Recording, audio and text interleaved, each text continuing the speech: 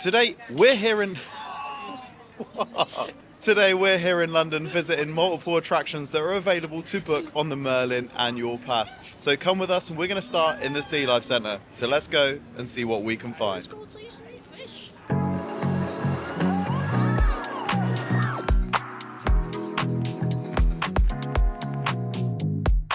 That thing is huge.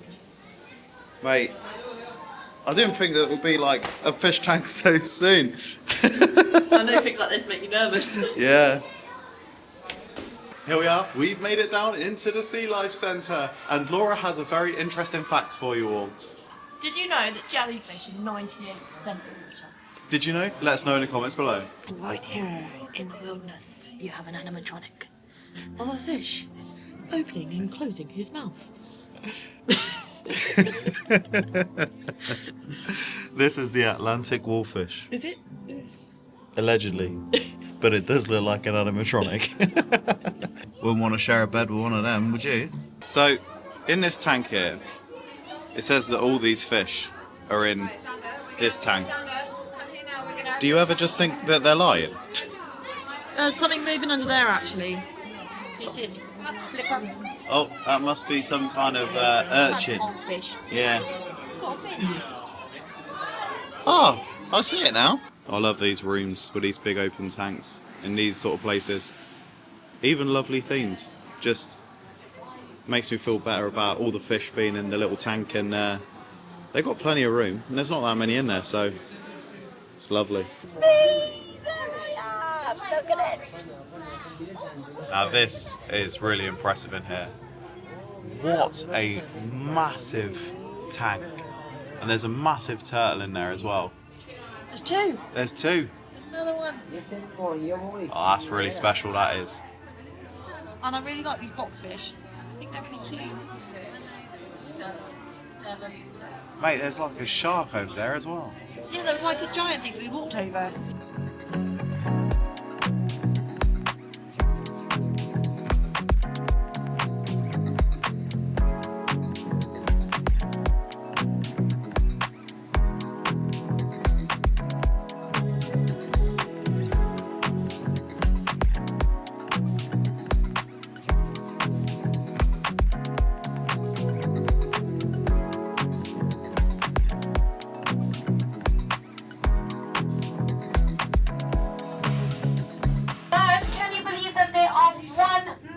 Litres of water in here. That's right, 1 million. So those are 6 black-tip reef sharks. We've got 2 sand tiger sharks. She's a grey reef shark. Her name is Lady Grey. Now, as you can see, they're swimming around quite quickly in there. These are the Nemos, and this is the Emo Nemo. There he is. I thought there was only one Nemo. Turns out. You'd struggle to find him in here if there was one, wouldn't there? Yeah, I know, right? Hey Laura. Yep. Is there anybody that you want to find here today? Oh, yeah, video. No, Matilda's not here. But do you think they might have any? Laura loves I haven't got much hopes or expectations. Matilda's in Blackpool.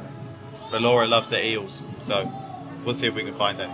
Hello, my name's Bruce. Fish are friends, not food.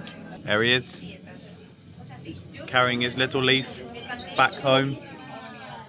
That's magnificent, that is. So it says that each ant has their own role in the colony. They have nurses, foragers, gardeners and trash handlers, a bit like in our society. So we're not that too far apart from these little tiny ants. But they're also very similar to bees because they're all working for one queen.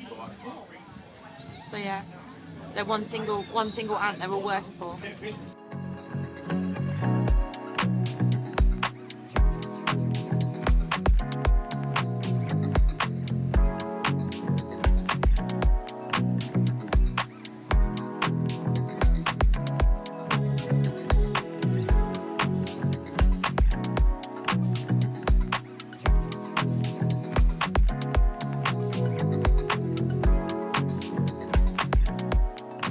They've also got a cool VR experience here, which is £7 a person and 2 for 12 quid. And this looks pretty cool. It's like a shark dive going down into the reef. Yeah, looks pretty awesome. And not bad value for money. I like the fact the chairs even move, so it gives you even more of the feeling rather than just the VR experience. Although what I will say is if you don't want to get involved in the VR, just standing and watching people on a VR experience, it's great entertainment in itself.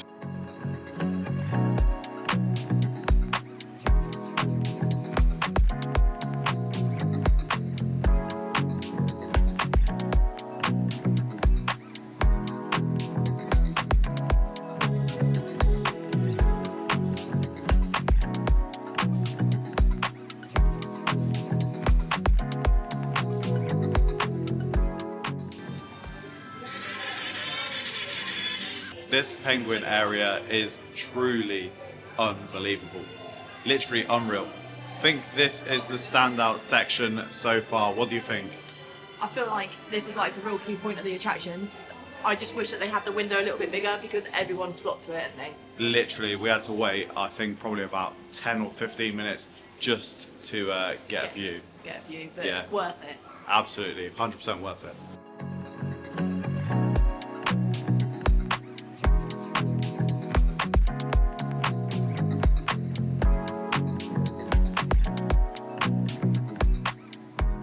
So that was Sea Life here in London. Out of 5, what would you give it? I'd give it a 4.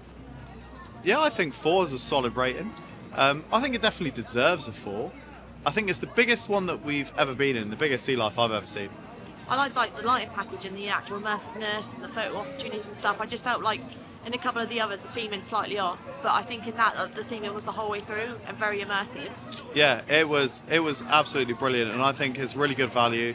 If you come down here with the Merlin Pass, then it's definitely worth going to see. I think the good thing about it as well is there's multiple viewings of each tank. So it's a little bit confusing because in one way I feel like they could have had more in there and a little bit more variety.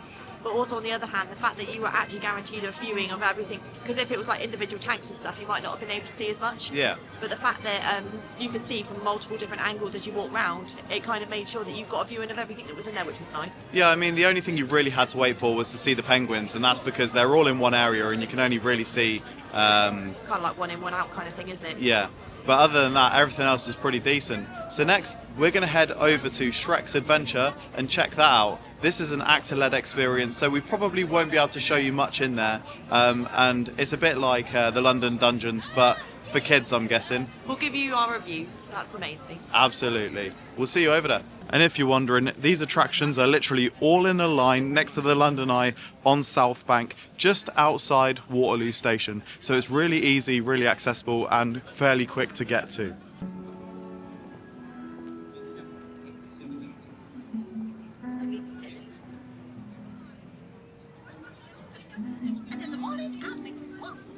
And if you want to pause the video, here are the information that you need to know about this attraction. The only other thing that I would say right now is I've already noticed the price is quite expensive for just a ticket on the door. So it's £32 an adult or £26 a child. So if you wanted to do more than one attraction, I would definitely recommend maybe looking into Merlin Pass.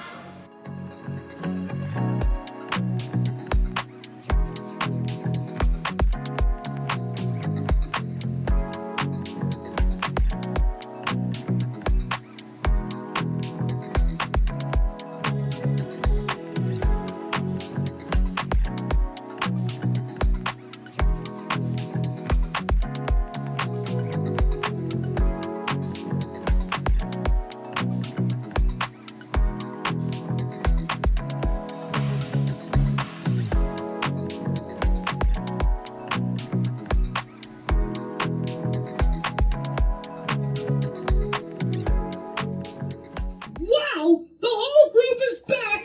I'm the first. I thought you'd be stuck there forever. I'll go tell everyone you made it. Bye!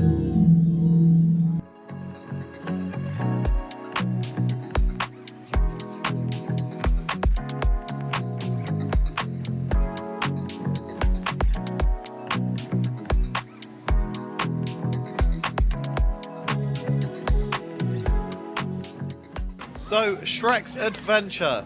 What would you give it out of 5? I think if you were a family, I would probably rate it I'd probably rate it 5. Yeah, I think so. Literally everybody inside that building was super friendly. They were nuts. The staff were great. All of the actors, you could tell they really, really love doing what they do, and you could tell they really want to be there. It was immersive. It was a great mix of practical sets and digital screens. They got quite a lot of people involved. You know, like there was quite a lot of singing, a lot of dancing, a lot of like applausing and things like that. So it was very, very interactive. I definitely think it's for more of the younger audience. The price range I think is quite possibly too high for what it actually is. Yeah. But as soon as we're obviously Merlin Pass holders and stuff, just to obviously go in there and experience it within the price, I think it's definitely the right thing to do. Yeah, I think if you've got a Merlin Pass, it's definitely well worth going in there. It is a fantastic experience. I think for £32 for an adult, it is on the higher end of pricing. I mean, the attraction lasts for probably 45 minutes, something like that. So I do think price-wise, it's on the steeper side. And really, if that was charging something like 20-25 quid a ticket, I think that'd be more reasonable. Yeah, and I think it would be full all the time. So now we're going to go for the last attraction of the day, and we're going to head and take you on the London Eye. Also, along this trip of attractions, you've got the London Dungeons as well. So we haven't got time to go in there today, but if it's something that you want to do, £35 an adult, but also included on your Merlin Pass, the London Dungeons, well worth a trip in there if you've got the time. It's definitely worth noting as well that if you are coming to do these attractions and you do not have a Merlin Pass, then you can book multiple attractions and save if you buy sort of like a ticket, which is like a saver ticket. So you can buy it for 1 attraction, 2 attractions and save, or 3 attractions and save a little bit of money there as well.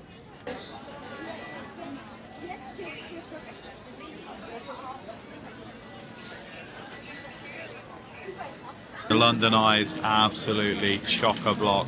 This is by far the biggest queue and the biggest wait we've had for anything since we've been here. But yeah, it is what it is. Seems like a lot of school trips are out today.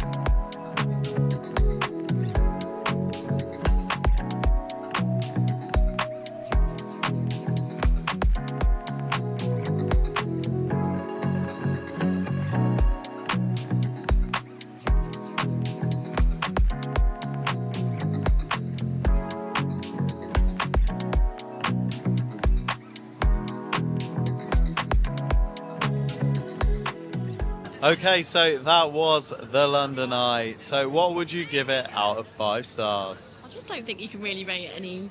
I don't know if you can rate it by 5 star. Can you? I don't know. It's just what it is. It is what it is. If you enjoy sightseeing in London, if you enjoy kind of like the observation tower type thing, then obviously it's well worth the go. Do get like a good view of like a couple of things like Buckingham Palace, the Shard, etc., St Paul's Cathedral. But yeah, I think it's definitely better to do on a clearer day. Yeah, 100%. I mean, it was good. London's huge. It is massive. It's huge. A bit disappointing you can't see the Gherkin from up there though. I know, I literally went on there just to see the Gherkin. We absolutely love that building. So yeah, I guess all you can do really is give it 5 stars, I guess, because it's clean, it's tidy. Definitely the worth operations, doing. Yeah, the operations are pretty good on there. It seems like you come down a lot faster than you go up. But yeah. We stopped for quite a while though. We did. So there we are. I'm going to wrap this one up here. If you enjoyed this video, be sure to like, subscribe, so you don't miss our next adventures. And we'll see you on the next one. Ciao.